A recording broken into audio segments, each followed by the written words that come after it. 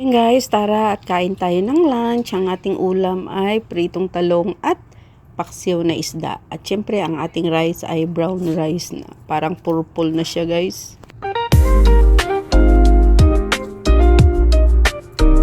Guys, yung kain.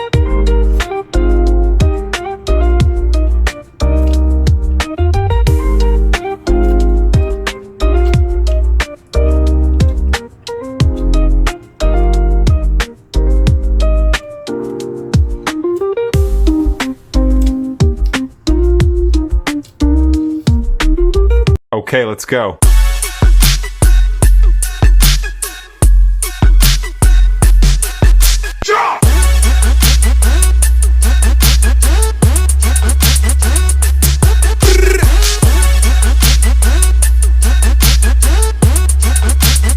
Guys, welcome back to my YouTube channel and this is Lilian Herbar channel, and for today guys ay magluto tayo ng paksiw na isda. At ayan, ang daming bawang natin. Siyempre may luya tayo at saka sibuyas niyan. So igisa lang natin yan guys lahat. Pagkatapos nating igisa ay siyempre halu-haluin lang natin hanggang maluto ang ating bawang, luya at sibuyas. At pagkatapos niyan guys ay hinati ko siya guys, at yung kalahati ay ilalagay natin mamaya sa taas ng isda kasi marami ang ingredients, kaya yung iba sa ilalim at saka yung kalahati naman yung sa taas. So ayan guys, after nga magisa natin ay ilalagay na natin ang ating isda. So salansanin lang natin guys ng maayos kasi mga hindi to kalakihan na isda guys, kaya ayan, isasalansan natin ng mabuti para maganda tingnan at hindi masisira yung isda natin. So fresh pa yan, binigay ng amo ko sa akin, siyang nagbili.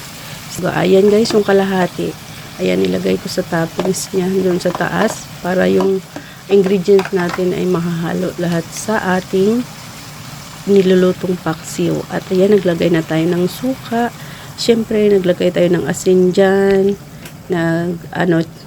tapos yung seasoning, and yung black pepper, and pagkatapos nyan lahat na nilagyan na natin guys ng mga ingredients ay takpan na natin para lutuin. Uulamin sa linggong ito.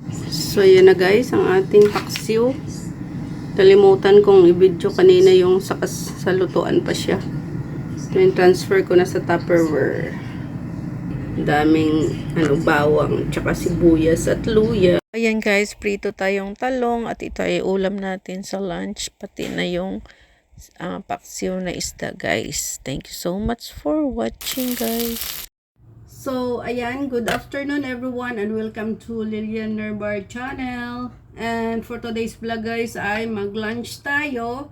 At ito ang ating rice, brown rice. Brown rice pero parang red siya.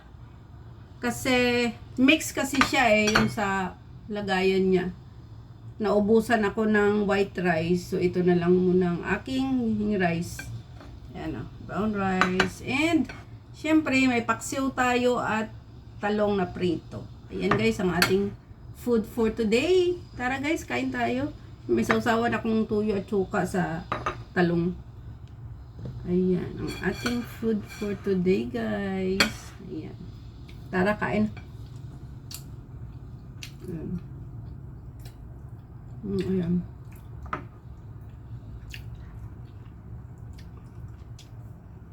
Itong rice na to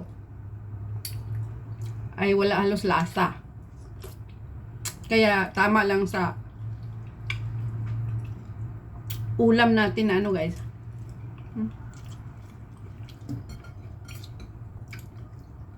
Ulam natin na ito pala. Ulam natin na paksiw. Ayan. Yung nakaraan, yung kalahati nito, inano ko siya. Prito. Ngayon, itong kalahati. Paksiw ka naman. Kain tayo guys.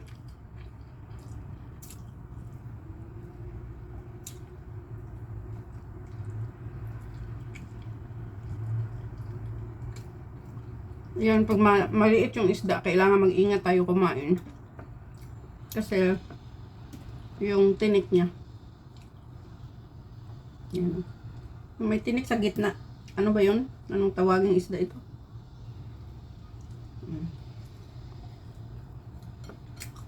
Kain tayo.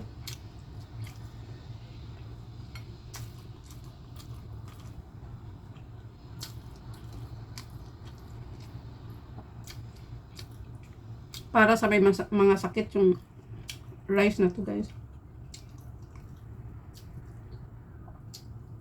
Brown rice pero parang violet. Kasi mix kasi siya.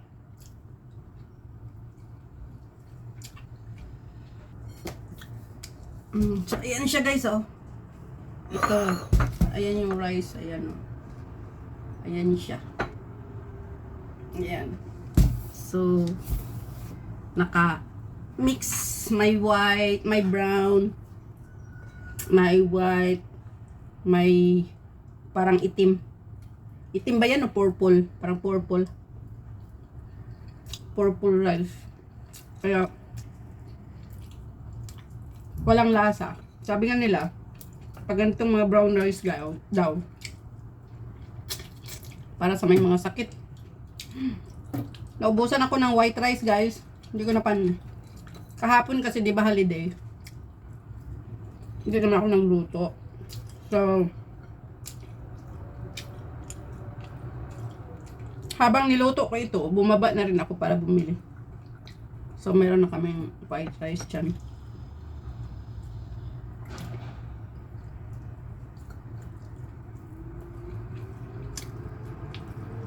Ito karong,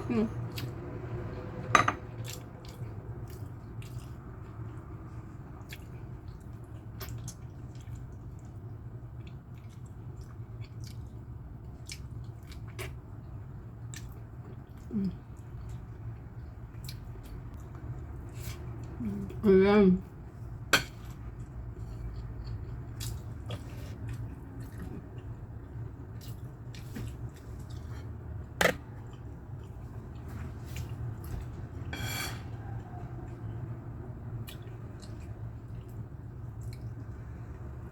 Siyempre mas maganda. Ayan. Ito yung food natin.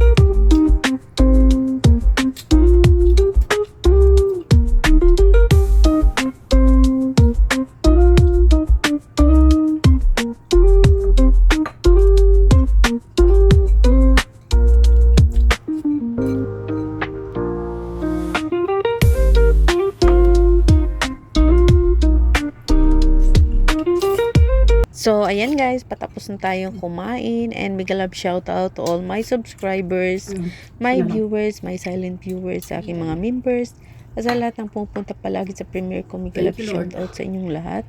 Ito may Auntie Susan Raffles Barriento sa US and family, sa aking asawa at aking dalawang anak.